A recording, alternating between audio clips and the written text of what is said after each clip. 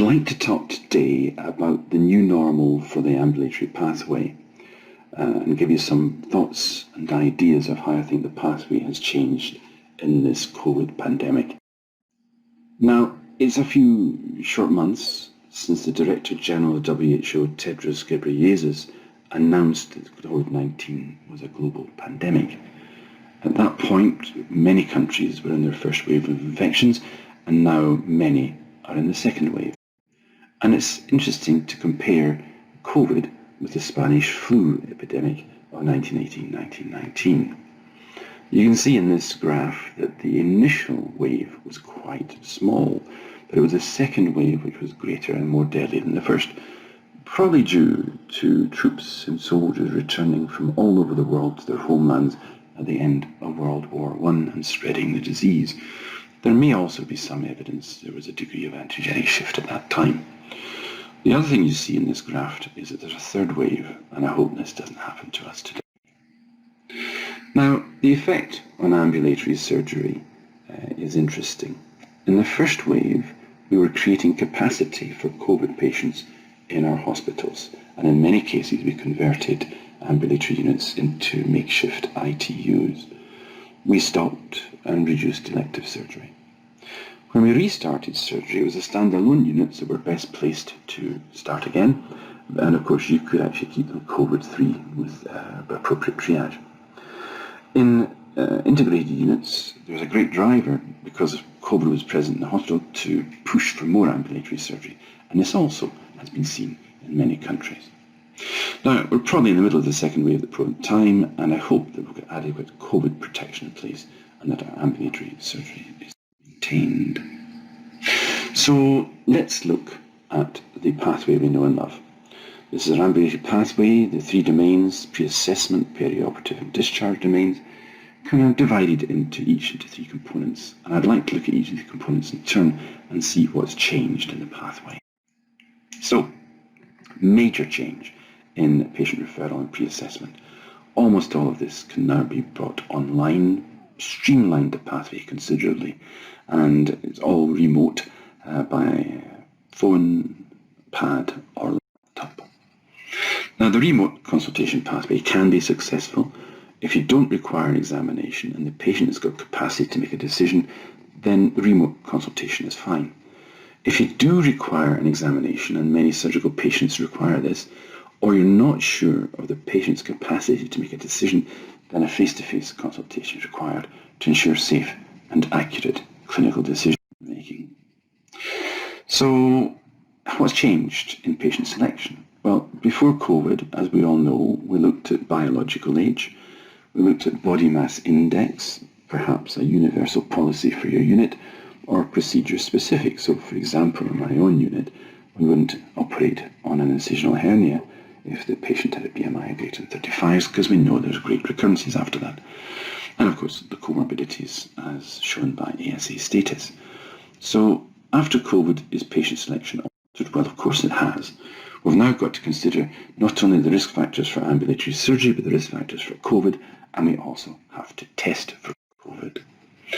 And the risk factors which we're finding worldwide is age, male sex, ethnicity, obesity, and the comorbidities, especially from the heart, lung, endocrine systems, blood, and in the immunocompromised and cancer patients. Age is a major risk factor for COVID, and in these data from the Chinese Center for Disease Control and Prevention, you can see that once you get to the age of 60, your chances of dying rise exponentially. In the UK, we've got quite a large ethnic minority, and in this bar chart, you can see the predicted death rate in blue and the actual death rate in orange, and in each of these ethnic minorities, the actual death rate far exceeds the predicted death rate. The question is why?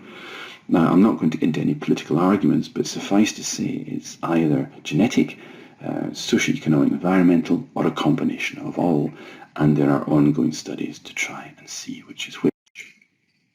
Now, when it comes to obesity, another great factor, I'm not talking about the few pounds that we all put down during lockdown. I'm talking about the major worldwide obesity epidemic. And as we all know, the WHO classified obesity as a BMI of greater than 30. And this is the obesity map of the world. In dark blue, you can see with 40% obesity, Saudi Arabia and USA. In the normal blues and greens, you've got Europe, South America, South Africa, and Australia. And the light green and yellow is Middle Africa and Asia. And the OECD published these charts. Again, you see the United States at the top, and Korea and Japan and China at the bottom.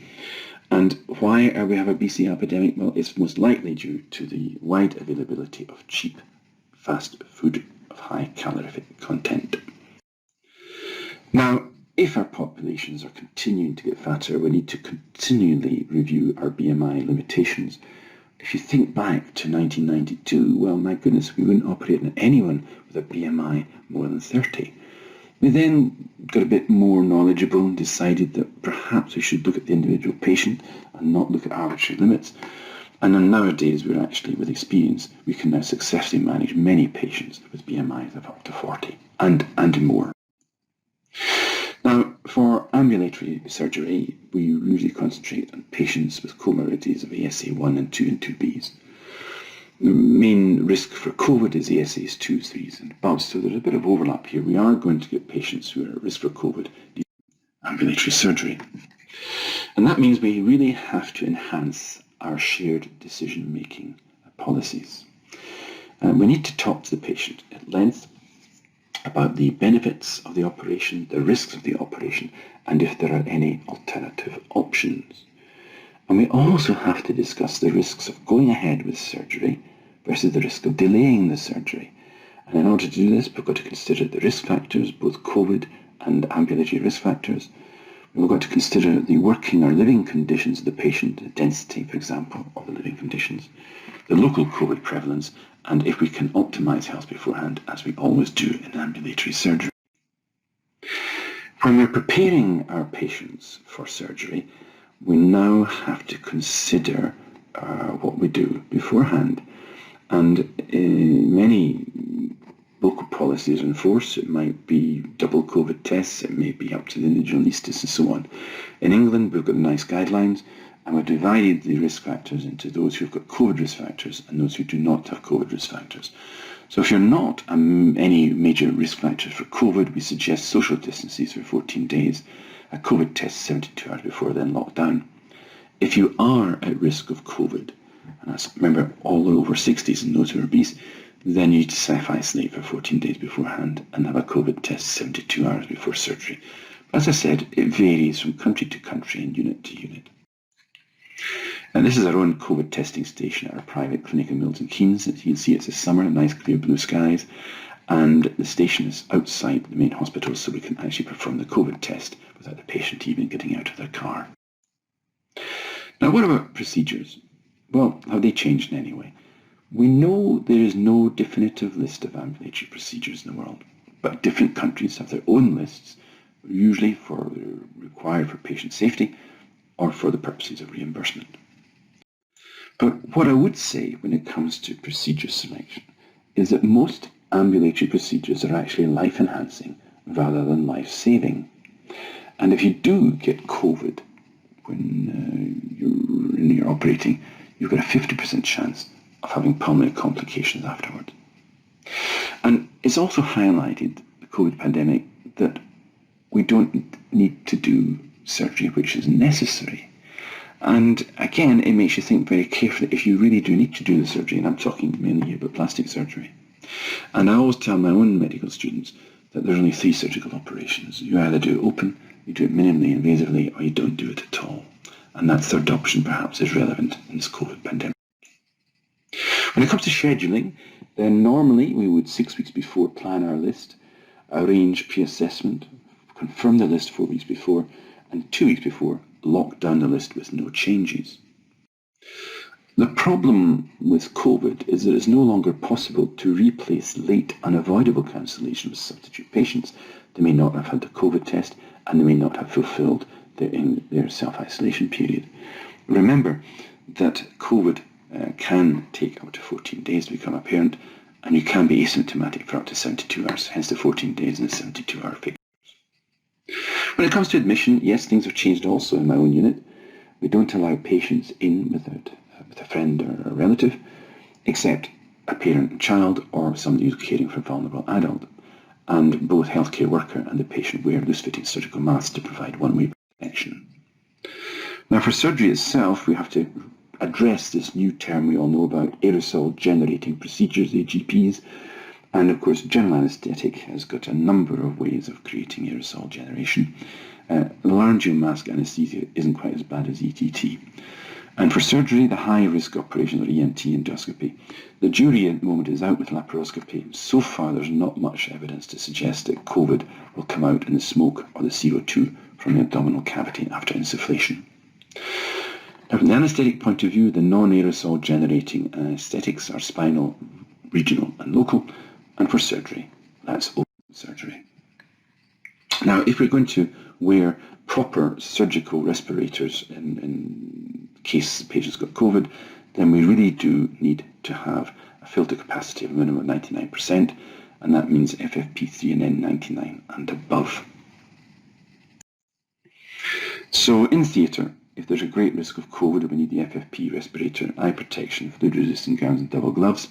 Certainly for the high-risk anaesthetist, not quite such a risk for the surgeon and the scrub nurse, but whether the circulating team needs such protection or they can downgrade a little bit is entirely up to local policy and local risk.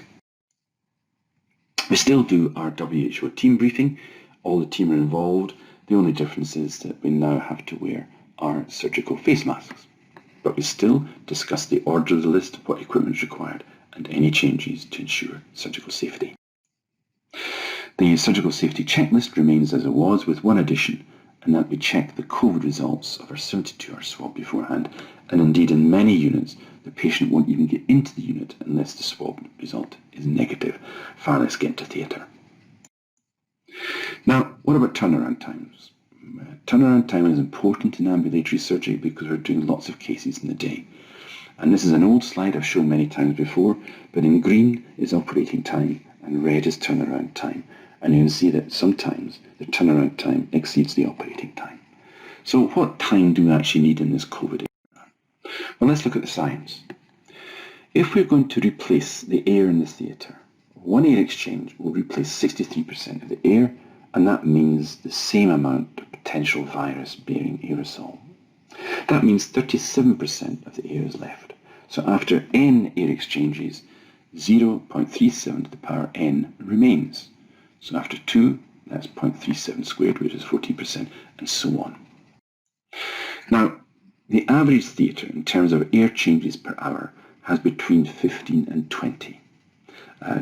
Don't consider laminar flow, which is sometimes in the region of 300, so ignore that just now. The average theatre, 15 to 20. And if you want to have 99.9% efficiency of airborne contamination, then you can see you need around about a 20-minute gap between cases. And that is about the normal time it takes to change around at the present time in ambulatory surgery, so there should be no delay to COVID. When it comes to discharge from the day unit, then we still use protocol-based discharge, and if you fulfill the criteria, you get home, and again, a doctor does not need to discharge you. Discharge itself is slightly changed. We don't allow the relative or friend into the unit to meet the patient. We actually go to the waiting area and discharge the patient to the friend and relative, again, wearing face masks. When the patient gets home, we know it's a good idea to have an adult available to help at home for at least 24 hours after surgery. However, many patients falsely claim to have help at home the first night after surgery, especially if they don't have this modern term, a social bubble, whereby two households can get together with impunity and not worry about the risk of COVID. However, I would suggest that in the elderly it's essential to have help at home because they are often confused. If you've undergone invasive surgery, you may be at risk of covert and overt bleeding, and if your airway is at risk, then you have to make sure, perhaps after thyroid and tonsillectomy, that you've actually got somebody at the bedside in case something goes wrong. But for the rest of non-invasive surgery, such as open hernia and so on, we take a pragmatic approach, and I don't think you need help. Follow-up, again, good practice in many units is to have a next day phone call. If you need a surgical follow-up several weeks later, then this can be done remotely. So ladies and gentlemen, there you are. There are some thoughts on the post-COVID ambulatory pathway. I'm sure you're going to hear many of these topics amplified and expanded in the latest talks of this online conference today.